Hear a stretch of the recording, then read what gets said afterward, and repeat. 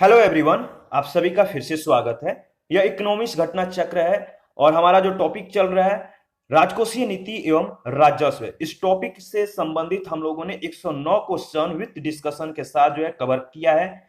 और आज का जो सेशन है क्वेश्चन नंबर 110 से स्टार्ट करते हैं। क्वेश्चन नंबर 110 है, निम्नलिखित प्रस्ताव में किसका संदर्भित संबंध जो है संघीय बजट से है। इसका सही जवाब है कटौती प्रस्ताव। कुछ कटौती प्रस्तावों के बारे में हम लोगों ने इससे पहले वाले सेशन में डिस्कस किया है, अच्छे से डिस्कस किया है। आप लोग जो है रिवीजन करते रहिएगा। देखिए, कटौती प्रस्ताव का जो संबंध है वो है संघीय बजट से।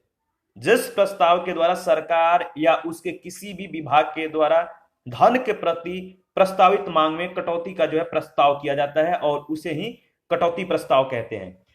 कटौती प्रस्ताव तीन प्रकार का होता है। पहला नीतिगत कटौती प्रस्ताव, दूसरा अर्थगत कटौती प्रस्ताव और तीसरा प्रतीकात्मक कटौती प्रस्ताव। इन तीनों प्रस्तावों के बारे में हम लोगों ने पिछला सेशन में जो है डिस्कस किया है। क्वेश्चन नंबर 111 है, आपको पढ़कर इसमें कुछ कथन दिए गए, यानी तीन कथन है और इन कथनों पे जो है आपको विचार करके बताना है कि कौन सा कथन सही है। देखिए, इसमें जो पहला कथन दिया गया है, राजकोषीय दायित्व और बजट प्रबंधन एफआरबीएम जिसे हम कहते हैं, समीक्षा समिति के प्रतिवेदन में जो सिफारिश की गई कि 2023 तक केंद्र और राज्य सरकार को मिलाकर ऋण जो है जीडीपी अनुपात 60% रखा जाए, जिसमें केंद्र सरकार 40% और राज्य सरकार के लिए जो है यह 20% हो। तो पहला देखिए स्टेटमेंट सही है, इसके बारे में हम लोग डिस्कस करेंगे। सेकंड नंबर जो है, राज्य सरकार के जीडीपी के 49% के तुलना में केंद्र सरकार के लिए जीडीपी का जो है 21% घरेलू देयताएं हैं। तो ये जो है विपरीत कर दिया गया, यानी ये सही नहीं है। ये क्यों सही नहीं है इसके बारे में हम लोग जो है आगे डिस्कस करेंगे। थर्ड जो है मतलब जो स्टेटमेंट है, कथन है, जो आपको विचार करना है। भारत के संविधान के अनुसार यदि किसी राज्य के पास केंद्र सरकार की बकाया देयताएं हैं तो उसे कोई भी ऋण लेने से पहले केंद्र सरकार से सहमति लेना जो है अनिवार्य है। यानी जो थर्ड स्टेटमेंट भी है वो सही है। पहला और तीसरा स्टेटमेंट आपका बिल्कुल सही है, सी ऑप्शन। देखिए, जो मतलब कि गलत हुआ है, जो सही है, क्यों सही है, कैसे गलत हो गया। जो स्टेटमेंट गलत है, कैसे जो है इसके विपरीत जो है उसमें बातें कही गई थी। पूर्व राजस्व और व्यय सचिव और पूर्व सांसद, वर्तमान में 15वें वित्त आयोग के अध्यक्ष एनके सिंह, इनके अध्यक्षता वाली राजकोषीय उत्तरदायित्व एवं बजट प्रबंधन यानी एफआरबीएम एक्ट जो था, एफआरबीएम समिति ने अपनी रिपोर्ट जो है जनवरी 2017 में पेश की थी। और इस समिति के प्रतिवेदन में सिफारिश किया गया कि 2023 तक केंद्र और राज्य सरकार को मिलाकर ऋण सकल घरेलू उत्पाद यानी जीडीपी का जो अनुपात है 60% रखा जाए, जिसमें केंद्र सरकार के लिए 40% और राज्य सरकार के लिए 20% का जो है इसमें अंशदान होगा। यानी इन दोनों के बीच जो है इस तरह से डिवाइड किया गया। ओईसीडी यानी 2013 में ओईसीडी के द्वारा जारी एक रिपोर्ट के अनुसार अगर बात किया जाए तो राज्य सरकार के जीडीपी के 21% के तुलना में केंद्र सरकार के लिए जीडीपी जो है कितना है, 49.23% घरेलू देयताएं हैं। अर्थात कह सकते हैं कि राज्य सरकार के तुलना में केंद्र सरकार की घरेलू देयताएं जो है बहुत ही अधिक है। वहां पे जो है राज्य सरकार के लिए बहुत अधिक बताया गया था, जो कि इसके जस्ट विपरीत था। भारतीय संविधान के अनुच्छेद 293 के उपधारा जो थर्ड है, इसके अनुसार अगर बात किया जाए तो किसी राज्य के पास केंद्र सरकार की अगर बकाया देयताएं हैं तो उसे कोई भी ऋण लेने से पहले केंद्र सरकार से सहमति लेना अनिवार्य है। ठीक है, ध्यान में रखिएगा। क्वेश्चन नंबर 112 है, राजकोषीय उत्तरदायित्व एवं बजट प्रबंधन अधिनियम 2003, जिसे राजस्थान में व्यवस्थापित कर दिया गया है इस उद्देश्य से कि सरकार में वित्तीय अनुशासन जो है सुनिश्चित करे। यानी जो ए ऑप्शन है आपका सही जवाब है। इस उद्देश्य से जो है राजस्थान में एफआरबीएम एक्ट 2003 जो है व्यवस्थापित किया गया, सरकार में वित्तीय अनुशासन सुनिश्चित करने के लिए। 1991 के पश्चात राजकोषीय सुदृढ़ीकरण का अनुसरण जो है किया गया। इन सुधारों को कानूनी सहायता प्रदान करने के लिए राजकोषीय उत्तरदायित्व और बजट प्रबंधन अधिनियम एफआरबीएम एक्ट जो 2003 है 26 अगस्त 2003 को अधिनियमित किया गया। 5 जुलाई 2004 से जो है यह प्रभावी हुआ और इसका उद्देश्य सरकार में वित्तीय अनुशासन जो है सुनिश्चित करना है। क्वेश्चन नंबर 113 है, राजकोषीय उत्तरदायित्व एवं बजट प्रबंधन अधिनियम भारत में जो है कब पारित किया गया था। तो बताइए, इसका सही जवाब है 2003 में। सेम क्वेश्चन है जो ऊपर में हम लोगों ने डिस्कस किया। एफआरबीएम एक्ट है जो विधेयक है, इसके अनुसार 2008-9 तक कर सकल घरेलू उत्पाद अनुपात को लाना है। कितना प्रतिशत तक लाना है? सही जवाब है 12% तक। जो एफआरबीएम एक्ट है इसके तहत 2008-9 तक केंद्र के मतलब जो कर सकल घरेलू उत्पाद है, इस अनुपात को जो है 20% तक लाने का जो है लक्ष्य था। बजट अनुमान 2020-21 जो कि न्यू डेटा है, इसको याद रखना है, सकल राजस्व जीडीपी के प्रतिशत के रूप में 2020-21 और 2021-22 में जो है 9.8 और 9.9% जो है अनुमानित है। तो ध्यान रखिएगा। नेक्स्ट क्वेश्चन है, क्वेश्चन नंबर 115 है, निम्नलिखित में कौन सा एक राजकोषीय उत्तरदायित्व तथा बजट प्रबंधन अधिनियम 2003 यानी fiscal responsibility and vision management act 2003 जो है, एफआरबीएम एक्ट 2003 जो है, इसमें अनुबद्ध नहीं है? जो स्टेटमेंट है आपको देखकर बताना है कि जो है एफआरबीएम जो एक्ट 2003 है इसमें जो अनुबंध नहीं है वो कौन कौन सा जो है इसमें स्टेटमेंट है। पहला आप देख लीजिए, पहला है राजकोषीय वर्ष 2007-8 की समाप्ति तक राजस्व घाटे को जो है खत्म करना। ठीक है, बताइए क्या यह सही है? दूसरा है केंद्र सरकार जो है आरबीआई से मतलब कतिपय परिस्थितियों के सिवाय उधार नहीं लेगा। और जो सी ऑप्शन है, राजकोषीय वर्ष 2008-9 की समाप्ति तक प्राथमिक घाटे को जो है खत्म करना है। और डी ऑप्शन है, सरकारी गारंटियों को किसी भी वित्तीय वर्ष में सकल घरेलू उत्पाद के प्रतिशत के रूप में जो है नियत करना है। तो इसमें जो मतलब कि आपका जो सही जवाब होना चाहिए सी ऑप्शन है। ठीक है, एफआरबीएम एक्ट में जो है संबंध नहीं है, मतलब इसमें जो बातें कही गई है सी ऑप्शन, जो अनुबंध नहीं है, अनुबंध कह सकते नहीं है, वो है सी ऑप्शन। 2008-9 की समाप्ति तक प्राथमिक घाटे को जो है खत्म करने की जो है बात इसमें कहीं भी नहीं है। तो सी ऑप्शन आपका सही जवाब है। नेक्स्ट क्वेश्चन है, देखिए इसमें मतलब स्पष्ट रूप से कहा गया है कि उपरोक्त अधिनियम में ऐसी कोई अनुबद्धता जो नहीं है कि प्राथमिक घाटे को जो है शून्य स्तर तक ले आया जा सके। सही है। और अन्य जो प्रश्नगत विकल्प जो है उसमें मतलब वो सारे सही हैं जो एफआरबीएम एक्ट के तहत जो है वो बातें कही गई है। क्वेश्चन नंबर 116 है, भारत सरकार वर्ष 2001 में विनिवेश के रूप में जो है विनिवेश के 10,000 करोड़ के लक्ष्य के विपरीत वसूल की गई धनराशि थी केवल कितना करोड़ रुपए? भारत सरकार के वर्ष 2000 से 2001 में विनिवेश के 10,000 करोड़ के लक्ष्य के विपरीत मतलब कि वसूली गई धनराशि कितनी थी? मतलब आपको बताना है, इसमें जो है 1,829 करोड़ रुपए केवल बताया गया है। तो डी ऑप्शन आपका सही जवाब है। 2002 का यह क्वेश्चन है, यानी उसके अनुसार डी ऑप्शन आपका सही जवाब है। 1991 में प्रारंभ उदारीकरण के बाद से सरकार सार्वजनिक क्षेत्र के उद्यमों का जो है विनिवेश कर रही है। भारत सरकार वर्ष 2001 के विनिवेश के रूप में जो है 10,000 करोड़ रुपए के लक्ष्य को जो है इसके विपरीत जो है रुपए कितने 1,829 करोड़ रुपए की जो है वसूली की गई थी। ठीक है, बजट अनुमान 2020-21 में जो है आप देख सकते हैं इसमें जो दिया गया है 2,10,000 करोड़ रुपए जो है विनिवेश का लक्ष्य है। 2020-21 के संशोधित अनुमान में जो है 32,000 करोड़ रुपए ही रहा है। बजट अनुमान 2021-22 में जो विनिवेश प्राप्तियां हैं कितना है 1,75,000 करोड़ रुपए, जो कि मतलब कि आपको ध्यान रखना है इसका लक्ष्य रखा गया है 1,75,000 करोड़ रुपए का। क्वेश्चन नंबर 117 है, केंद्रीय बजट 2019-20 में सार्वजनिक क्षेत्र के उद्यम जिसमें एयर इंडिया भी शामिल है, इसके विनिवेश से कितनी राशि का जो है लक्ष्य रखा गया है? सही जवाब आप बताइए, आपको पता है, वैसे भी आप ऑप्शन देख चुके हैं। तो बी ऑप्शन आपका सही जवाब है।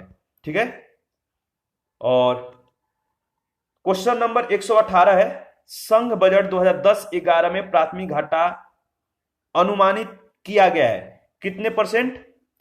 इसका सही जवाब आप बताइए।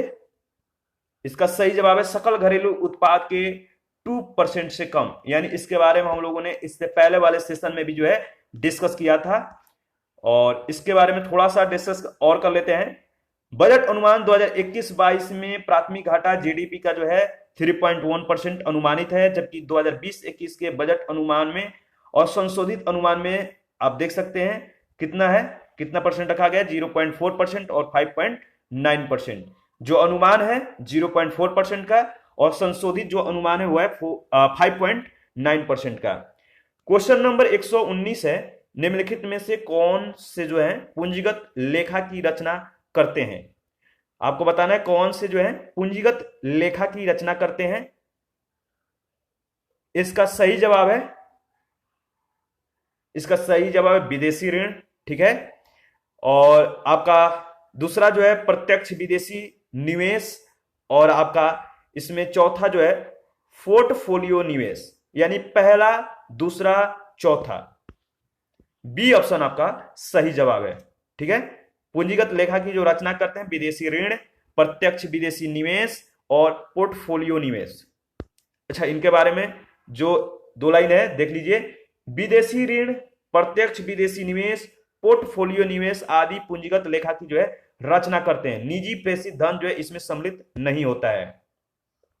120 है, रेल बजट 2013-14 में एक नई मतलब अत्यधिक आरामदायक श्रेणी चलाने की जो है स्वीकृति प्रदान की गई है, उसे कहा जाएगा, क्या कहा जाएगा, अनुभूति। डी ऑप्शन आपका सही जवाब है। रेल बजट 2013-14 में उत्कृष्ट माहौल और नवीनतम सुविधाएं एवं सेवाएं उपलब्ध कराने के लिए अनुभूति नामक जो है सवारी गाड़ी चलाने की जो है स्वीकृति प्रदान की गई थी। क्वेश्चन नंबर 121 है, भारत का वित्तीय वर्ष 2016-17 का राजकोषीय घाटा लक्ष्य जो है कितना है। देखिए इसका सही जवाब है, बताइए, सकल घरेलू उत्पाद का 3.5%, बी ऑप्शन। इसके बारे में हम लोगों ने डिस्कस भी किया था। 2016-17 के लिए राजकोषीय घाटे का लक्ष्य सकल घरेलू उत्पाद का 3.5% था। इस वर्ष प्रस्तावित प्राप्ति भी जो है 3.5% ही है। बजट अनुमान 2021-22 में राजकोषीय घाटे का जो लक्ष्य है 6.8% और 2020-21 के संशोधित अनुमान और बजट अनुमान में जो जीडीपी का कितना परसेंट है, 9.5% और 3.5%। तो संशोधित अनुमान कितना है, 9.5%, और जो बजट अनुमान है वो कितना है, 3.5%। ध्यान रखिएगा। इसके बाद नेक्स्ट क्वेश्चन है, क्वेश्चन नंबर 100 आपका जो है 22 है, अप्रत्यक्ष करों को प्रतिगामी कर व्यवस्था क्यों कहा जाता है। अप्रत्यक्ष करों को जो है प्रतिगामी कर व्यवस्था क्यों कहा जाता है। इसका सही जवाब है, ये सभी आय समूहों पर जो है समान दरों पर जो है लगाए जाते हैं। तो बी ऑप्शन आपका सही जवाब होगा। कैसे, अप्रत्यक्ष करों को प्रतिगामी कर व्यवस्था इसलिए कहा जाता है क्योंकि ये सभी आय समूहों पे जो है समान दरों पे जो है लगाए जाते हैं। अप्रत्यक्ष कर वस्तुओं और सेवाओं पर जो है लगाए जाते हैं जिस पर सभी उपभोक्ताओं के लिए कर की दर समान होती है। 123 नंबर है, भारत में प्रत्यक्ष कर कोड जो है निम्नलिखित में से किससे संबंधित है। इसका सही जवाब है आयकर। देखिए जो डीटीसी है, डायरेक्ट टैक्स कोड जो है, यह आयकर से संबंधित है और यह प्रत्यक्ष कर कानूनों को सरल बनाने के लिए भारत सरकार का एक प्रयास है।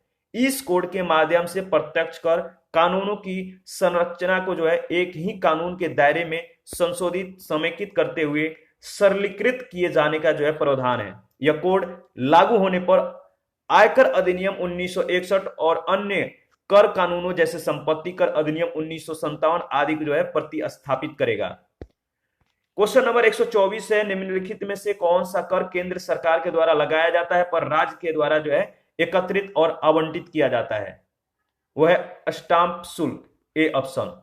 केंद्र लगाता है पर राज्य ये क्या करता है, एकत्रित और आवंटित करता है। स्टाम्प शुल्क यह संघ सूची में वर्णित है, केंद्र सरकार के द्वारा जो है लगाया जाता है परंतु राज्य के द्वारा एकत्रित और आवंटित किया जाता है। क्वेश्चन नंबर 125 है, भारत के बजट में किस वर्ष वस्तु लेन देन कर जो है यानी सीटीटी जो है प्रस्तुत किया गया था। इसका सही जवाब है 2013-14 और इसके बारे में हम लोग डिस्कस कर लेते हैं। देखिए जो कमोडिटी ट्रांजैक्शन टैक्स है, जो वस्तु लेन देन कर है, पहली बार बजट 2013-14 में प्रस्तुत किया गया था। यह कर कमोडिटी फ्यूचर मार्केट में जो है 0.01% के दर से जो है लगाया गया है। ध्यान रखिएगा इसके अंश को। 126 है, किसने भारत में पहली बार व्यय कर जो है लगाने का सुझाव दिया था? सही जवाब है कॉल्डार ने, बी ऑप्शन। भारत में व्यय कर लगाने का सुझाव सर्वप्रथम कॉल्डार ने दिया था। इन्होंने संपदा कर, संपत्ति कर, उपहार कर के शुरुआत का भी जो है सुझाव दिया था। भारत में व्यय कर अप्रैल 1962 में समाप्त कर दिया गया था। कॉल्डोर एक कैम्ब्रिज जो है अर्थशास्त्री हैं, ब्रिटेन के नागरिक थे। 1964 से वो ब्रिटेन में लेबर सरकार के सलाहकार भी जो है ये रह चुके थे। इसके अलावा ये कई देशों के जो है सलाह के लिए जो है मतलब कि आमंत्रित भी किए गए थे। क्वेश्चन नंबर 127 है, संघ विक्रय कर के बारे में निम्नलिखित में से क्या जो है सत्य है? इसमें आपको बताना है 3 स्टेटमेंट है। इसमें बताना है कि विक्रय कर के बारे में जो सही है वो आपका जो पुट दिया गया, जो ऑप्शन दिया गया, कौन सा ऑप्शन सही होगा? देखिए इसमें जो पहला है यह अंतरराज्य व्यापार पर जो है लगाया जाता है, तो ये वाला तो सही है। और इसमें जो आपका दूसरा है यह केंद्र शासित प्रदेशों पर लगाया जाता है, तो दूसरा स्टेटमेंट भी जो है बिक्री कर के बारे में सही है। लेकिन तीसरा जो है यह विशेष आर्थिक क्षेत्र पर लगाया जाता है, तीसरा स्टेटमेंट गलत है। तो पहला और दूसरा ऑप्शन ए आपका जो है करेक्ट ऑप्शन है। ठीक है, इसके बारे में हम लोग देख लेते हैं। केंद्रीय बिक्री कर या संघ विक्रय कर का उद्देश्य राज्यों के बीच विक्रय के अंतराल को जो है कम करना है। इसका निर्धारण संघ सरकार के द्वारा तथा संग्रहण एवं उपयोग राज्य सरकारों के द्वारा होता है। यह कर अंतरराज्यीय व्यापार पर लगाया जाता है तथा केंद्र शासित प्रदेशों पर भी लगाया जाता है, जबकि जो एसीजेड है यानी जो विशेष आर्थिक क्षेत्र है इसके लिए छूट का इसमें जो है प्रावधान है। क्वेश्चन नंबर 128 है, निम्नलिखित केंद्रीय बजट 2020-21 के अनुमानित आय के स्रोत हैं सूची 1 सूची 2 के साथ जो है आपको मिलान करना है। एक तरफ स्रोत है, दूसरे तरफ आपका जो है प्रतिशत आय दिया गया है। तो स्रोत और प्रतिशत आय को देकर आप मिलान करिए और बताइए कि इसमें सही जवाब क्या होगा। देखिए इसमें जो आपका सही जवाब है निगम कर कितना प्रतिशत है, तो निगम कर 18% है। ठीक है, और आयकर कितना है? आयकर 17% है। इसके बाद जो है आपका सीमा शुल्क 4% है और केंद्रीय उत्पाद शुल्क 7% है। तो इसमें जो ऑप्शन दिया गया देख लेते हैं। देखिए इसमें जो डी ऑप्शन दिया गया सही जवाब है। ठीक है, निगम कर 18%, आयकर 17%, सीमा शुल्क 4 और केंद्रीय उत्पाद शुल्क 7%। लेकिन जो न्यू डेटा है 2021-22 का जो 21-22 है इसका इंपॉर्टेंट है। जो आय के शीर्ष स्रोत है निम्न है, जीएसटी 15%, आयकर 14%, निगम कर 13%, केंद्रीय उत्पाद शुल्क 8% यानी 8%। तो 2021-22 का जो बजट अनुमान है इसके अनुसार पे न्यू डेटा को जो है आपको याद रखना है। क्वेश्चन नंबर 129 है, भारत में केंद्र सरकार की कर आय के 2 सबसे बड़े जो स्रोत हैं वो कौन कौन से हैं? केंद्र सरकार के कर आय के 2 सबसे बड़े स्रोत हैं, वो है केंद्रीय उत्पाद कर और तट कर, सी ऑप्शन। प्रश्न काल के अनुसार अगर बात करें तो केंद्र सरकार के कर आय के जो 2 सबसे बड़े स्रोत हैं वो है केंद्रीय उत्पाद कर और तट कर यानी सीमा शुल्क। दो कर आगम के संयुक्त रूप से 2 सबसे बड़े स्रोत थे। बजट अनुमान 2021-22 के अनुसार अगर बात किया जाए तो केंद्र सरकार के कर आय के शीर्ष 4 स्रोत निम्न है। एक है वस्तु एवं सेवा कर, जीएसटी 15%, आयकर 14%, निगम कर 13%, केंद्रीय उत्पाद शुल्क 8%। क्वेश्चन नंबर 130 है, केंद्रीय सरकार के निम्नलिखित महत्वपूर्ण कर राजस्व के स्रोत पर जो है आपको विचार करके बताना है कि सकल कर राजस्व के मामले में इनका जो सही अवरोही क्रम है कौन सा है। इसका सही अवरोही क्रम आपको जो है बताना है। केंद्रीय सरकार के निम्नलिखित जो महत्वपूर्ण कर राजस्व हैं, सकल कर राजस्व के मामले में आपको अवरोही क्रम में इनको जो है व्यवस्थित करना है। इसका सही जवाब होगा पहले जो आएगा वो है निगम कर, इसके बाद आपका आएगा निगम कर के अलावा अन्य आय पर कर, जो चौथा है संघ उत्पाद शुल्क है यानी तीसरे स्थान पे, और जो लास्ट में आएगा वो है कस्टम्स, यानी पहला, दूसरा, चौथा, तीसरा, ये ऑप्शन आपका बिल्कुल सही है। ठीक है, आगे बढ़ते हैं। नेक्स्ट क्वेश्चन नंबर हमारा 131 है, सेम क्वेश्चन है। इससे पहले हम लोगों ने जो डिस्कस किया था 2000 जो 20-21 का जो डेटा था 2000, इसमें जो बातें कही, मतलब 21-22 का जो डेटा था बजट अनुमान के अनुसार, उसी पे आधारित जो है क्वेश्चन ये भी है। इसमें आपको बताना है कि कर राजस्व के निम्न जो महत्वपूर्ण स्रोत हैं इनको, यानी कि घटते हुए क्रम में जो है आपको व्यवस्थित करना है। तो ऑप्शन देकर जो है घटते हुए क्रम में बताइए कि कौन सा ऑप्शन सही होगा। इसमें जो सही है बताइए, इसमें पहले स्थान पे यानी आएगा वो है आपका निगम कर। ठीक है, इसके बाद आयकर, इसके बाद संघीय उत्पाद शुल्क और लास्ट में आएगा सेवा कर, यानी डी ऑप्शन 2, 3, 1, 4। इस तरह से जो है होगा, घटते क्रम में व्यवस्थित होगा। 132 है, निम्नलिखित में से कौन सा कर भारत सरकार के द्वारा जो है नहीं लिया जाता है? वो है आपका toll tax, D option. Toll tax जो होता है भारत सरकार के द्वारा नहीं लिया जाता है, यह राज्य सरकारों के द्वारा लिया जाता है, और शेष तीनों कर जो है भारत सरकार के द्वारा लिए जाते हैं। क्वेश्चन नंबर 133 है, पूछा गया कि भारत में कर राजस्व के प्रतिशत के रूप में निम्नलिखित में से किस एक कर की प्राप्तियों में विगत 5 वर्षों में उल्लेखनीय कमी आई है? सही जवाब है उत्पाद शुल्क। देखिए यह जो डेटा है 2010 के अनुसार, यह क्वेश्चन 2010 का है, तो उसी के अनुसार जो है डेटा यहाँ पे दिया गया, लेकिन हम लोग को क्या करना है, नई डेटा पे जो है ध्यान देना है। आर्थिक समीक्षा 2009-10 के अनुसार विगत 5 वर्षों में सकल कर राजस्व के अंश के रूप में उत्पाद कर के हिस्से में जो है कमी आई है। जो डेटा आप देखकर यहाँ पे अनुमान लगा सकते हैं, बता सकते हैं कि जो कमी आई है मतलब कि कैसे है। 2005-6 में जो सकल कर में हिस्सा था 30.4% का था, 2006-7 में 24.8% का था, 2007-8 में 20.8% का था, 2008-9 में 17.9 और 2009-10 में 16.5% का था। और जो न्यू डेटा है 2021-22 में सकल कर राजस्व में उत्पाद कर का जो हिस्सा है 15 कितना है 1% यानी 15.11% जो है अनुमानित है। नेक्स्ट क्वेश्चन है 134, भारत में कर राष्ट्रीय उत्पाद अनुपात लगभग कितना है? तो 15%। प्रश्न काल के दौरान समेकित सामान्य कर जो है सामान्य सरकार यानी केंद्र और राज्य का कर राष्ट्रीय उत्पाद अनुपात लगभग 15% था। बजट अनुमान 2021-20 में कर जीडीपी अनुपात लगभग 9.9% अनुमानित है, और 2020-21 में अगर संशोधित अनुमान के अनुसार बात करें तो यह 9.8 के तुलना में थोड़ी वृद्धि को जो है दर्शाता है। क्वेश्चन नंबर 135 है, भारत में वर्ष 2008-9 में कर जीडीपी अनुपात कितना परसेंट जो है अनुमानित था? इसका सही जवाब क्या होगा? देखिए भारत में वर्ष 2008-9 में कर जीडीपी का अनुपात अनुमानित था वो है आपका डी ऑप्शन 16.39%।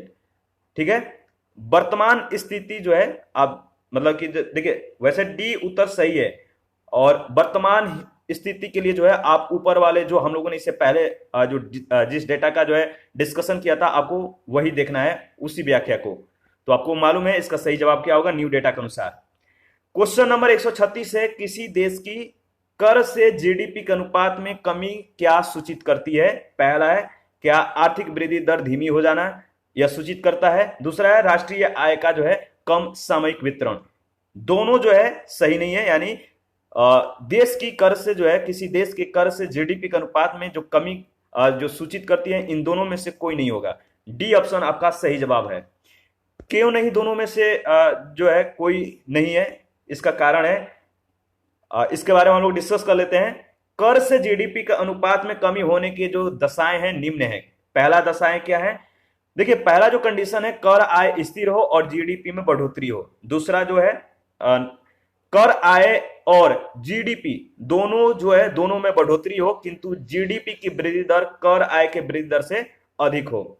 तीसरा है कर आय एवं जीडीपी दोनों में कमी दर्ज की जाए, किंतु कर आय में कमी जीडीपी में कमी के तुलना में अधिक हो।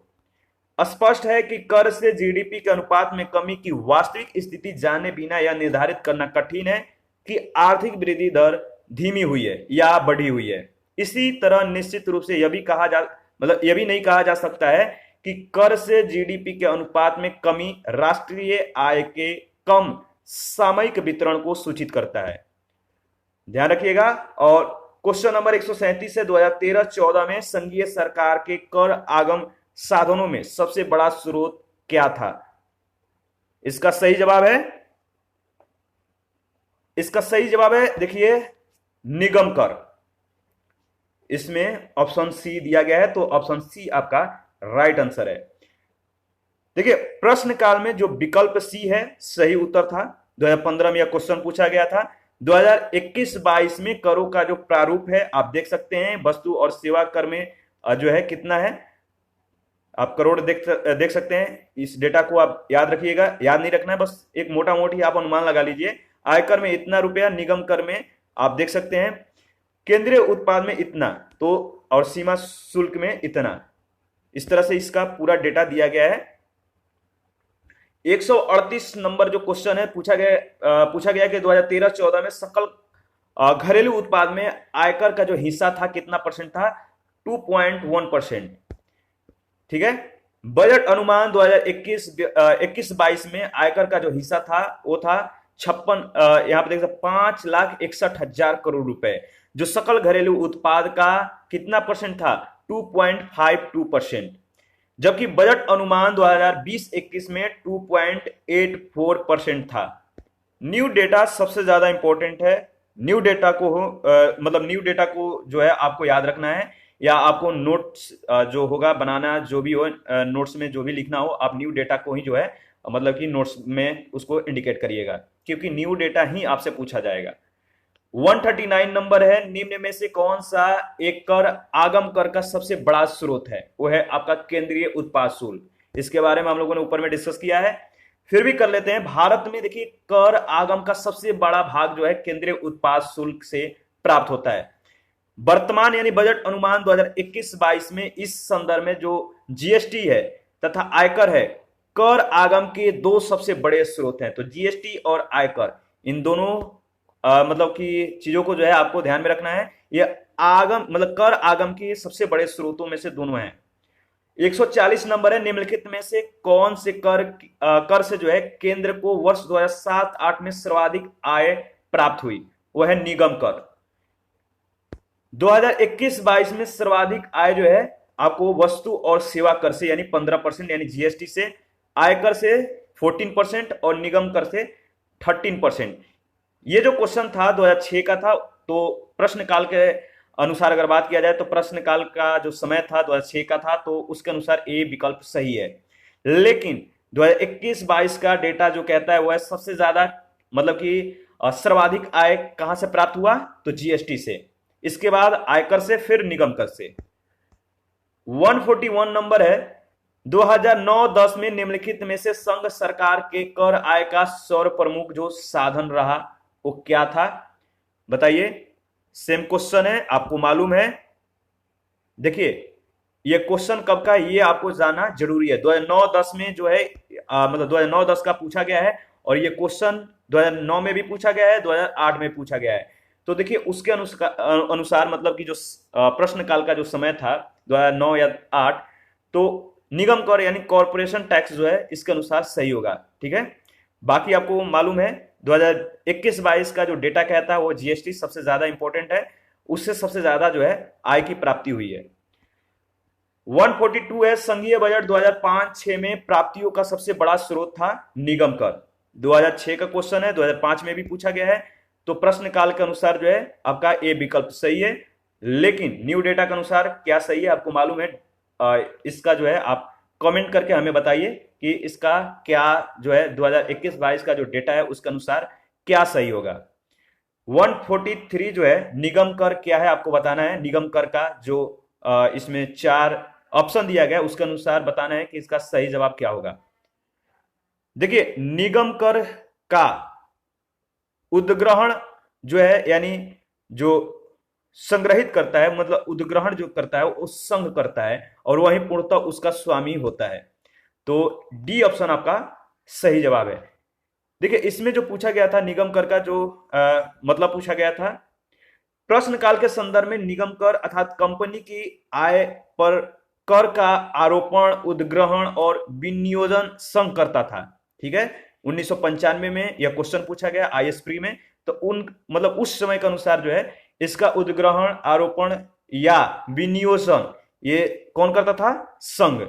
अर्थात संघ ही पूर्णतः जो है उसका स्वामी होता था। वर्तमान में निगम कर का आरोपण और उद्ग्रहण जो है केंद्र सरकार करती है, पर उसका अन्य केंद्रीय करों में और शुल्कों के साथ जो है राज्यों के साथ जो है विनियोजन मतलब करती है। यानी केंद्र जो मतलब कि जो उद्ग्रहण करती है, जो आय को प्राप्त करती है, उसमें क्या करती है? निगम कर का जो हिस्सा होता है उसमें केंद्र मतलब कि राज्यों के साथ भी जो है अपना हिस्सा शेयर करती है। 144 है, निम्नलिखित में से कौन सा एक सही सुमेलित है? तो सी ऑप्शन आप देख लीजिए। केंद्र का अधिकतम कर आय का जो स्रोत है उत्पाद शुल्क है। 2004 का क्वेश्चन है। ठीक है, प्रश्न काल में उत्पाद शुल्क के जो है केंद्र का अधिकतम कर आय स्रोत था। आयकर एक प्रत्यक्ष कर है, जबकि सीमा शुल्क एक जो है अप्रत्यक्ष कर है। जो आयकर है वो क्या है? यह एक प्रकार का प्रत्यक्ष कर है, और जो सीमा शुल्क है यह एक प्रकार का अप्रत्यक्ष कर है। मनोरंजन कर राज्यों का अधिकतम कर जो है आय स्रोत नहीं है। जो मनोरंजन कर है, जो इंटरटेनमेंट जो टैक्स है, राज्यों का अधिकतम कर आय का स्रोत नहीं है, मतलब माना जाता है नहीं है, ये आप कह सकते हैं। ठीक है, नेक्स्ट क्वेश्चन है 145 में आपको सूची 1 और सूची 2 के साथ जो है मिलान करना है। ठीक है, तो 140 जो 5 है आप देख लीजिए। जो कैपिटल गेन टैक्स है इसका संबंध किससे है? इसका संबंध है संपत्ति विक्रय से। इसके बाद जो है आपका सेंट्रल एक्साइज ड्यूटी जो संबंध रखता है, किससे रखता है? तो आपका बताइए, फैक्ट्री निर्मित वस्तु से। इसके बाद कस्टम ड्यूटी का जो संबंध है वह है आपका आयात से, और कॉर्पोरेट टैक्स आय से। यानी इसमें आपका 1 का 4, बी का 2, सी का 3, डी का 1, यानी ए ऑप्शन आपका सही जवाब है। ठीक है, और इसके बारे में हम लोग बारी बारी से डिस्कस भी करेंगे। देखिए, कैपिटल गेन टैक्स क्या है? कैपिटल गेन जो टैक्स है यह दो तरह के होते हैं, एक लॉन्ग टर्म कैपिटल गेन और एक शॉर्ट टर्म कैपिटल गेन। जैसा कैपिटल गेन वैसा उसका टैक्स इंपैक्ट होता है। अगर संपत्ति को 3 वर्ष से अधिक समय के बाद बेचा जाता है तो लॉन्ग टर्म कैपिटल गेन होता है। अगर 3 वर्ष से कम समय में बेचा जाए तो शॉर्ट टर्म कैपिटल गेन होता है। इस तरह यह संपत्ति विक्रय से संबंधित है। दूसरा है सेंट्रल एक्साइज ड्यूटी या केंद्रीय उत्पाद शुल्क। किसी भी कंपनी अथवा फैक्ट्री के द्वारा उत्पादित वस्तुओं के मूल्यों पर जो है लगाया जाता है। सीमा शुल्क यह जो है यह एक प्रकार का अप्रत्यक्ष कर है, जिसे देश के सीमा से बाहर जाने वाली तथा देश में बाहर से आने वाली वस्तुओं पर जो है लगाया जाता है। अर्थात यह वस्तु कह सकते हैं, यानी कि वस्तु तो कह सकते हैं कि वस्तुओं का निर्यात और आयात पे जो है, यानी कोई भी जो आयात निर्यात होता है उस पे लगाया जाता है। इसके बाद है कॉर्पोरेट टैक्स। कॉर्पोरेट टैक्स क्या है?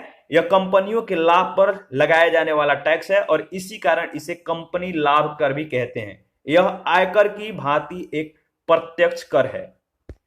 146 है, आयकर के लगाने, उद्ग्रहण करने, वितरण करने के संबंध में निम्नलिखित में से कौन सा कथन जो है आपका सही है? देखिए, ए ऑप्शन कह रहा है कि संघ जो है कर लगाता है, उद्ग्रहण करता है और कर प्राप्तियों का स्वयं और राज्यों के बीच वितरण करता है। तो सही जवाब है। इसके बारे में हम लोगों ने इससे पहले जो है डिस्कस किया है, तो अगर आपको थोड़ा भी ध्यान होगा तो आप इसका सही जवाब दे पाते। आगे बढ़ते हैं। 147 है, निम्नलिखित कथनों में से भारत में जो है आयकर के संबंध में कौन सा कथन जो है सत्य है? चार यहां पे जो है स्टेटमेंट दिया गया है। यह जो है यानी आयकर के संबंध में बताना है, यह एक प्रगतिशील कर है, यह एक अप्रत्यक्ष कर है, यह राज्य सरकारों के द्वारा एकत्रित किया जाता है, और यह एक अनुपातिक कर है। देखिए, इसका सही जवाब क्या होगा? इसका सही जवाब है देखिए इसमें आपका जो गलत है वह है आपका थर्ड और फोर्थ। यह एक प्रगतिशील कर है, जो आयकर है इसके संबंध में अगर बात किया जाए तो यह एक प्रगतिशील कर है और यह एक प्रत्यक्ष कर है। तो प्रत्यक्ष कर है ये तो आपको मतलब मालूम ही है, इससे पहले हम लोगों ने इसके बारे में डिस्कस किया है, तो बी ऑप्शन आपका सही जवाब है। भारत में राष्ट्रीय स्तर पर का जो आयकर की दरें हैं, जो मतलब कि जो टैक्स रेट है, इसका निर्धारण और आरोपण संघ के यानी संघ सरकार के द्वारा जो है किया जाता है, संघ करता है। आयकर जो है एक प्रत्यक्ष कर है क्योंकि यह व्यक्तियों, अविभाजित हिंदू परिवारों और संस्थानों की आय पर आरोपित किया जाता है। आयकर एक जो है प्रगतिशील कर है क्योंकि इसकी दरें आयकर की सीमा में रहने वाले लोगों पर समान रूप से लागू नहीं होती है। कम आय कर पर यानी कम आय पर जो है कर की दर कम, तो अधिक आय पर कर की दर अधिक होती है। यह केंद्र सरकार द्वारा आरोपित और एकत्रित किया जाता है। इस तरह से कथन जो थर्ड था गलत था। आय कर अनुपातिक कर नहीं है, इसलिए फोर्थ जो ऑप्शन था गलत है। 148 में जो बातें कही गई है कि निम्नलिखित में से किस कर का आरोपण केंद्र करता है किंतु संग्रह और विनियोजन राज्य करते हैं, तो इसका सही जवाब है स्टाम्प शुल्क। 1994 का क्वेश्चन है, स्टाम्प शुल्क का आरोपण केंद्र करता है किंतु उसका संग्रह और विनियोजन यानी व्यय राज्य करते हैं। यह जो मतलब जिसका संबंध है, जिस आर्टिकल से संबंध है, आर्टिकल 268 है।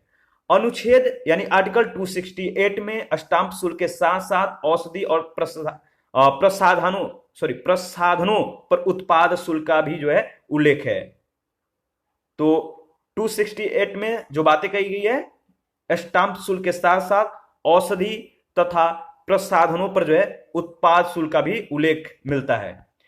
149 में निम्नलिखित आय के साधनों के जोड़ी में कौन सी केवल संघीय सरकार के लिए होती है, तो सीमा शुल्क और निगम कर। ठीक है, और इसके बारे में हम लोग डिस्कस करेंगे। ये 2005 में क्वेश्चन पूछा गया था। सीमा शुल्क और निगम कर संघीय सरकार के द्वारा लगाए गए और उद्ग्रहित किए जाते हैं, यानी सरकार जो है संघीय सरकार जो मतलब 2005 के अनुसार अगर बात करें तो सीमा शुल्क और निगम कर जो है संघीय सरकार के द्वारा लगाया भी जाता है और उद्ग्रहित भी किया जाते हैं। बिक्री पर जो बिक्री कर है इस पे राज्य सरकारों का अनन्य रूप से अधिकार है। संपत्ति कर, भू राजस्व कर, उपहार कर और जो जोत कर है इस पे राज्य सरकारों का अधिकार है। 150 है, भारत में निम्न में से प्रत्यक्ष कर कौन सा नहीं है। प्रत्यक्ष कर जो है वह आपका नहीं है। कौन प्रत्यक्ष कर नहीं है यानी डायरेक्ट टैक्स कौन नहीं है, वह है आपका बिक्री कर। आयकर, संपत्ति कर, संपदा शुल्क प्रत्यक्ष कर है क्योंकि इनमें कारापात और काराघात यानी इंसिडेंस और इंपैक्ट दोनों एक ही व्यक्ति पे पड़ता है, जबकि बिक्री कर में कर जो है विक्रेता पर लगता है, यानी कराघात किस पे होता है, कराघात विक्रेता पे होता है और अंततः कर का भुगतान क्रेता को करना होता है, तो कारापात का शिकार क्रेता होता है। तो यह एक प्रकार का अप्रत्यक्ष कर है, न कि डायरेक्ट टैक्स है। तो बिक्री कर क्या है, अप्रत्यक्ष कर। 151 है, भारत सरकार के किस वर्ष के बजट में न्यूनतम वैकल्पिक कर यानी मैट का समावेश किया गया था। सही जवाब है 1996-97 के दौरान। जो मैट है यानी न्यूनतम वैकल्पिक कर है 1996-97 के बजट में जो है इसका प्रावधान किया गया था। ऐसी कंपनियां जिनका निव्वल लाभ तो धनात्मक है किंतु अनुमन्य छूटों या रियायतों का लाभ उठाने के बाद उनकी निव्वल कर अदायगी शून्य हो जाने की स्थिति थी, उन कंपनियों पर न्यूनतम वैकल्पिक कर आरोपित किया जाता है। 152 है, मोडवेट जो संबंध रखता है, कैसे संबंध रखता है, तो मोडवेट जो संबंधित है वह उत्पाद कर से। ए ऑप्शन आपका सही जवाब है। उत्पाद शुल्क के इतिहास में 1986 जो है एक ऐतिहासिक वर्ष रहा है जब दीर्घकालीन राजकोषीय नीति के क्रियान्वयन में बीपीसी जो वित्त मंत्री थे उस समय 1 मार्च 1986 से मोडवेट लागू किया। मोडवेट जो है संशोधित मूल्य वर्धित कर है और मोडवेट भी जो है एक प्रकार का केंद्रीय उत्पाद शुल्क ही है। क्वेश्चन नंबर 153 है, संशोधित मूल्य वर्धित कर का जो संबंध है किससे है, वह उत्पाद कर से। D option. संशोधित मूल्य वर्धित कर का संबंध उत्पाद शुल्क से है। और इसी के साथ आज का जो डिस्कशन है समाप्त करते हैं। नेक्स्ट वीडियो में 154 से स्टार्ट करेंगे। Thank you.